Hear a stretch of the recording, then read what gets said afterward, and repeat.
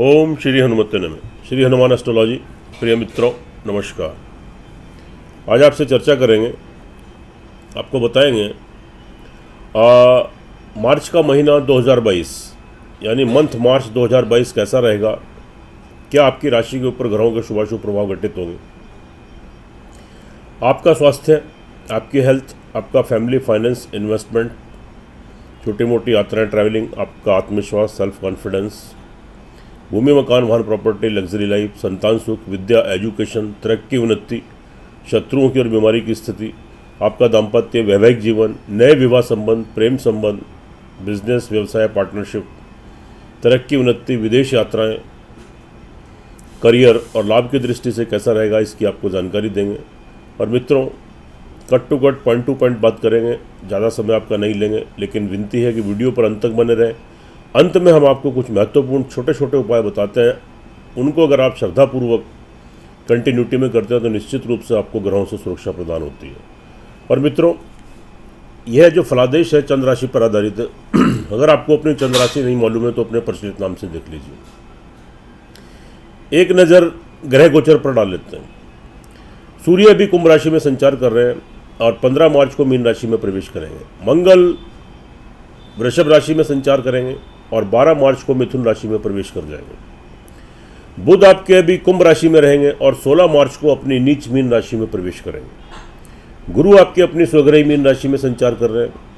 शुक्र आपके मीन राशि में रहेंगे लेकिन 12 मार्च को मेष राशि में प्रवेश कर जाएंगे। शनि आपके अपनी मूल त्रिकोण कुंभ राशि में संचार कर रहे हैं। राहु आपके वृषभ राशि में और केतु आपके तुला राशि में। यह आपके ग्रह गोचर की स्थिति। देखिए मित्रों, इस वीडियो में हम आपसे चर्चा करेंगे, आपको जानकारी देंगे कन्या राशि वाले जातकों के लिए मंथ मार्च 2023 यानी मार्च का महीना 2023 कैसा रहेगा, क्या ग्रहों के शुभाशुभ प्रभाव घटित होंगे। सबसे पहले स्वास्थ्य की दृष्टि से तो यहाँ के लॉर्ड जो आपके बुध है अभी 6th हाउस में संचार कर रहे हैं, उसके बाद 7th हाउस में आ जाएंगे, केंद्र में आएंगे लेकिन नीच राशि में बैठेंगे, तो यहाँ पर थोड़ी सी प्रॉब्लम क्रिएट होगी। हालांकि 16 तारीख को राशि परिवर्तन करके नीच राशि में आएंगे, केंद्र में आएंगे, आपके लग्नेश हैं, आपके दशमेश हैं, कर्मेश हैं यहां पर। लेकिन एक बेनिफिट आपको यह होगा कि 16 तारीख तक तो आपका शारीरिक मानसिक संतुलन आपका गड़बड़ाएगा। कार्य करने की शैली, इच्छा शक्ति, व्हील पावर आपकी वीक हो सकती है। पर्सनैलिटी डेवलपमेंट में कमी आ सकती है। इरिटेशन, फ्रस्ट्रेशन, कन्फ्यूजन, डिसीजन लेने की पोजीशन नहीं, तो धैर्य और संयम रखें। जल्दबाजी में कोई निर्णय मत लें। 16 तारीख के बाद जब बुध ट्रांजिट करेंगे, लेकिन बुध अपनी मीन नीच राशि में प्रवेश करेंगे, लेकिन यहां पर आपको एक बेनिफिट मिलेगा। जब वो अपनी नीच राशि में प्रवेश करेंगे तो आपके फर्स्ट हाउस को सप्तम दृष्टि से, संपूर्ण दृष्टि से देखेंगे और ये इनकी मूल त्रिकोण उच्च की राशि है। यह यहां पर यह शुभ स्थिति हुई तो इट मीन्स, और वहां पर सूर्य की भी दृष्टि पड़ेगी, मित्र राशि है, सूर्य भी वहां बैलेंस करेंगे, तो यहां पर स्थिति थोड़ी आपके अनुकूल। और वहां पर शुक्र भी अभी संचार कर रहे हैं। 12 तारीख को शुक्र वहां से निकल जाएंगे क्योंकि शुक्र की अभी नीच की दृष्टि पड़ रही है, तो शुक्र भी वहां से निकल जाएंगे। तो ओवरऑल यहां पर स्थिति आपकी 16 तारीख के बाद यानी मिड के बाद आपकी शारीरिक मानसिक संतुलन आपका ठीक होगा। कार्य करने की शैली, इच्छा शक्ति, व्हील पावर आपकी स्ट्रांग होंगी। आपकी पर्सनालिटी का डेवलपमेंट होगा। आपके अंदर बहुत चेंजेस, बदलाव देखने को मिलेंगे। उसके बाद आप धैर्य और संयमता का परिचय देते हुए निर्णय लेकर जो कार्य करेंगे उसमें निश्चित रूप से आपको सफलता मिलेगी। लेकिन मिड मार्च तक आप थोड़ा सावधानी बरतें, थोड़े हेल्थ के प्रति भी थोड़े सतर्क रहें, सावधानी बरतें। उसके बाद फैमिली फाइनेंस की बात कर लेते हैं। यहाँ पर स्थिति देखिए, आपकी 12 तारीख तक तो स्थिति आपके अनुकूल है। कोई भविष्य के लिए निवेश करना चाहे तो 12 तारीख तक कर सकते हैं। कोई पैतृक संपत्ति की प्राप्ति हो सकती है, परिवार वालों से लाभ, बेनिफिट, सहयोग, जमा धन कोष, बैंक बैलेंस में वृद्धि। लेकिन 12 तारीख के बाद स्थिति इसके ठीक विपरीत हो जाएगी क्योंकि आपके शुक्र वहां से अष्टम चले जाएंगे, तो यह स्थिति बहुत ज़्यादा अनुकूल नहीं रहेगी। लेकिन अष्टम में जाने के बाद भी क्या करेंगे, वह अपनी सप्तम भाव पर स्वग्रही दृष्टि डालेंगे। इसका एक बेनिफिट आपको थोड़ा सा यहाँ पर मिलेगा। लेकिन फिर भी आप 12 तारीख के बाद जल्दबाजी में कोई निर्णय मत लें। भविष्य के लिए निवेश जरूरी बनता है तो शुभ तिथि शुभ मुहूर्त में इस कार्य को करें। जल्दबाजी में निर्णय मत लें। परिवार में कोई वाद विवाद की स्थिति उत्पन्न हो तो मौन रहें। किसी उत्तेजना से, क्रोध से बचें और अपनी वाणी के ऊपर कंट्रोल करें, ऐसी मेरी आपको सलाह है। अपनी लैंग्वेज ठीक रखें, बोलचाल ठीक रखें, नहीं तो बात खराब हो सकती है और परिवार वालों के पीछे थोड़ा जमा धन बैंक बैलेंस में भी कमी आ सकती है। सेल्फ कॉन्फिडेंस ठीक रहेगा, आत्मविश्वास में वृद्धि होगी। जो नकारात्मक सोच चल रही थी सकारात्मक, तो आपके सकारात्मक सोच में चेंज होगी। छोटी मोटी यात्राएं ट्रैवलिंग करते हैं, वहाँ से नए संबंध, नए कॉन्टैक्ट्स बनेंगे, आपका पराक्रम बढ़ेगा, लाभ गेन करेंगे। आपके छोटे भाई बहन, मित्र वर्ग, सहकर्मी, पड़ोसी, वेल विशर, मिलने जुलने वाले लोग, उनके बीच में भी आपकी इंपॉर्टेंस, आपकी अहमियत, आपका पराक्रम बढ़ेगा और उनसे आप लाभ गेन करेंगे, नए संबंध आपके स्थापित होंगे। शुभ स्थिति है। भूमि, मकान, वाहन, प्रॉपर्टी को लेकर स्थिति आपके शुभ है, बिल्कुल अनुकूल है। वहाँ के लॉर्ड देवगुरु बृहस्पति आपके हंस नामक योग बनाकर बैठे हैं, जो कि आपके 7th हाउस में। आप प्रॉपर्टी को लेकर आप कोई योजना बना रहे थे, कोई प्रयास कर रहे थे, उसमें सफलता नहीं मिल रही थी, कोई वाद विवाद की स्थिति थी या पैसा आपका फंसा हुआ था, अटका हुआ था, आपको सफलता नहीं मिल रही थी, उसमें अड़चनें आ रही थी, रुकावटें आ रही थी, वह सारी चीज़ें दूर होंगी। अब आप प्रयास कीजिए, निश्चित रूप से आपको सफलता मिलेगी और भूमि, मकान, वाहन, प्रॉपर्टी को लेने के योग आपके यहाँ पर बन रहे हैं। स्पिरिचुअलिटी, आध्यात्मिकता का भाव जागेगा। घर में संतान का सुख प्राप्त होगा, सुख संसाधनों में वृद्धि होगी, माता जी का भरपूर लाभ सहयोग आपको प्राप्त होगा। ओवरऑल स्थिति यहाँ पर आपकी ठीक रहने वाली है।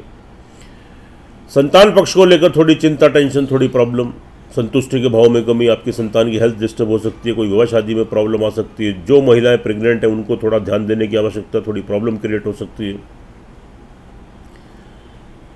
संतान से कोई मतभेद, डिफरेंसेस या उनकी पढ़ाई में, बिजनेस में या उनकी विवाह शादी में या हेल्थ में कोई दिक्कत, यानी संतान पक्ष को लेकर थोड़ा संतुष्टि के भाव में कमी आ सकती है, थोड़ी चिंता, टेंशन आपकी बढ़ सकती है। विद्यार्थी वर्ग के लिए भी इरिटेशन, फ्रस्ट्रेशन, कन्फ्यूजन, कॉन्सेंट्रेशन में कमी, एकाग्रता के भाव में कमी। प्रयास रहते हैं डिग्री, मास्टर डिग्री लेने के लिए, तो मास्टर्स करना चाहते हैं, उसमें रुकावटें, व्यवधान आपको देखने को मिले, लेकिन आप प्रयास करते रहिए, अंततः आपको सफलता भी जरूर प्राप्त होगी और एकाग्र होकर पढ़ाई कीजिए, आगे शुभ परिणाम आपको प्राप्त होंगे। शत्रुओं का दमन होगा, शत्रुओं से मुक्ति मिलेगी, शत्रुओं के बीच में आपका वर्चस्व बढ़ेगा, आपका नाम बढ़ेगा, आपकी इंपॉर्टेंस बढ़ेगी, नई नौकरी लगने के योग बनेंगे, तरक्की उन्नति के अवसर प्राप्त होंगे। कर्जे की बीमारी की स्थिति से जूझ रहे हैं, वहाँ से भी आपको राहत मिलेगी, रिलैक्स मिलेगा, अच्छी स्थिति है। दाम्पत्य जीवन की बात कर लेते हैं, तो यहाँ पर देखिएगा देवगुरु बृहस्पति हंस नामक योग बनाकर बैठे हैं और शुक्र भी वहाँ पर अभी आपके 12 तारीख तक उच्च राशि में चल रहे हैं, लेकिन वहाँ पर बुध आपके 16 तारीख को नीच राशि में आ जाएंगे और वहाँ पर सूर्य भी आपके 15 तारीख को वहाँ संचार करेंगे। यहाँ पर बुध आदित्य योग तो आपका बनेगा, लेकिन सूर्य यहाँ 12th हाउस के लॉर्ड हैं, तो आपको बहुत अच्छे फल नहीं दे पाएंगे। ये बुध आदित्य योग में यहाँ पर आपको बुध भी यहाँ पर नीच के चले गए, तो इसलिए बहुत अच्छी स्थिति यहाँ पर नहीं कह सकते। दाम्पत्य जीवन में आपको थोड़ा सूझबूझ से काम लेना है, धैर्य और संयम रखना है। पति पत्नी के बीच में मतभेद, डिफरेंसेस, लड़ाई झगड़ा, वाद विवाद, और ये वाद विवाद घर से बाहर निकलकर कोर्ट कचहरी तक पहुँच सकता है, कोई डिवोर्स की स्थिति उत्पन्न हो सकती है। जहाँ विवाह शादी आपकी होने जा रही है उसमें कोई रुकावट है, व्यवधान देखने को मिल सकता है, संबंध विच्छेद हो सकते हैं, प्रेम संबंधों में धोखा, चीटिंग, संबंध विच्छेद, पार्टनरशिप में कोई कार्य करना चाहते हैं, बिजनेसमैन है तो थोड़ा उसको यथासंभव हो सकता है तो टाल दीजिए, नहीं तो लाभ की बजाय नुकसान होगा। एक दूसरे से कोई धोखा, चीटिंग यहाँ पर आपको क्रिएट हो सकती है।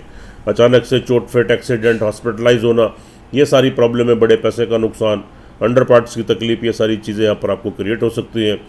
तरक्की उन्नति में थोड़ी बाधाएं, 12 तारीख तक तो स्थिति आपके ठीक है, 12 तारीख के बाद तरक्की उन्नति में थोड़ी बाधाएं आपको आएंगी। यहाँ पर आपको संघर्ष, प्रयत्न और मेहनत, आपको पुरुषार्थ आपको अधिक करना पड़ेगा। पिता के स्वास्थ्य का खास तौर से ध्यान रखिए, ऐसी मेरी आपको एक सलाह है।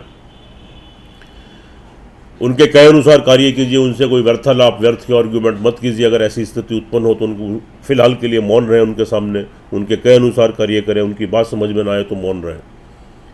विदेशों की यात्राओं में सावधानी बरतें, कोई रुकावटें, व्यवधान देखने को मिल सकती है, कोई नुकसान हो सकता है, लंबी दूरी की यात्राओं से नुकसान हो सकता है, कोई धार्मिक स्थान की यात्राएं करना चाहते हैं वहाँ से कोई नुकसान या वो तारीखें पोस्टपोन हो सकती है, आपका प्रोग्राम कैंसिल हो सकता है, आध्यात्मिकता के भाव में कमी आ सकती है। 12 तारीख तक तो स्थिति ठीक रहेगी, लेकिन 12 तारीख के बाद ये जो मैं आपको बता रहा हूँ ये सब चीज़ें संभवतः आपके साथ घटित हो सकती हैं।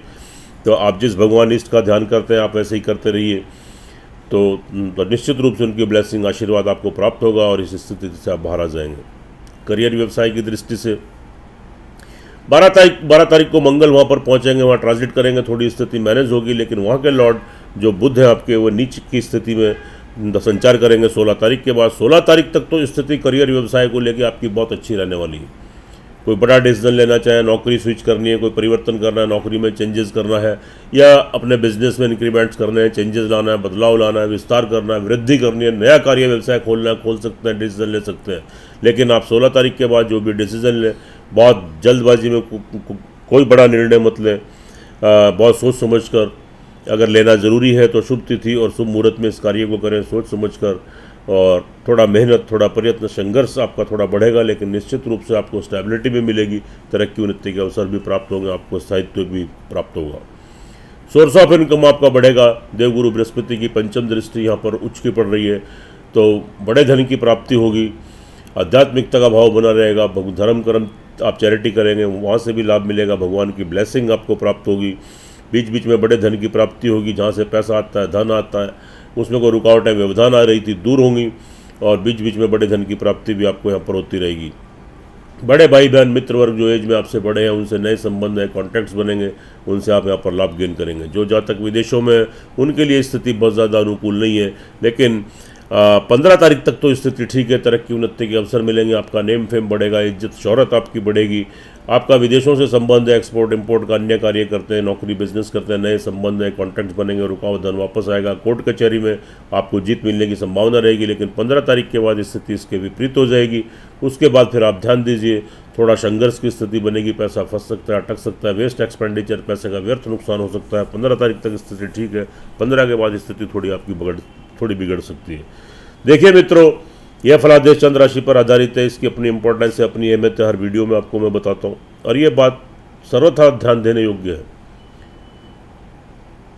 इसकी अपनी इंपॉर्टेंस है, इसकी अपनी अहमियत है जो फलादेश हम कर रहे हैं, लेकिन जो आपकी लगन कुंडली, जन्म कुंडली होती है, उसका सर्वाधिक महत्व होता है, मेन इंपॉर्टेंस होती है, वह आपकी ज़िंदगी का आधार होता है, पिछले जन्मों के कर्म होते हैं। अब आपकी जन्म कुंडली तो हमारे पास है नहीं, तो इसलिए हम चंद्र राशि के ऊपर फलादेश करते हैं। इसके भी आपको फल अच्छे या बुरे देखने को मिलते हैं, लेकिन जब आपकी लगन कुंडली को हम टैली करते हैं, उसका विश्लेषण करते हैं, और दोनों चीज़ें टैली होती हैं, दोनों चीज़ों का एनालिसिस होता है, तो 100% परिणाम देखने को मिलते हैं। तब ये प्रेडिक्शन आपके ऊपर परफेक्ट एकदम बैठती है। अगर कन्या राशि वाले जातकों की लगन कुंडली, जन्म कुंडली के अंदर किसी ग्रह की दशा अंतरदशा आपके अनुकूल चल रही है, आपके पक्ष में चल रही है, तब संभवतः यह मार्च का महीना 2023 आपके लिए लाभदायक, तरक्कीदायक, उन्नतिदायक सिद्ध होगा। और अगर आपकी जन्म कुंडली के अंदर किसी भी ग्रह की दशा अंतरदशा आपके प्रतिकूल चल रही है, आपके अनुकूल नहीं है, आपके पक्ष में नहीं है, तब संभवतः ग्रहों के दुष्प्रभाव देखने को मिल सकते हैं और थोड़ी परेशानियां आपके साथ, आपके सामने खड़ी हो सकती है। तो मित्रों, एक बार कुंडली का विश्लेषण जरूर कराएं। उपाय के तौर पर आप क्या कीजिए, यहाँ पर सूर्य भगवान को प्रतिदिन अर्घ्य दीजिए, और वहीं पर खड़े होकर ओम घृणी सूर्याय नमः का आप जाप करें। शुक्रवार को सफ़ेद चावल से बनी खीर का प्रसाद माँ लक्ष्मी के आगे चढ़ाएं, और सतनाजा सप्त धान्य, जिसको सतनाजा बोलते हैं, 7 अनाज मिक्स करके एक मुट्ठी सिर के ऊपर क्लॉकवाइज 7 बार घुमाएं, और पक्षियों के लिए प्रतिदिन आप डालें, और काली चींटियों को प्रतिदिन खिलाएं।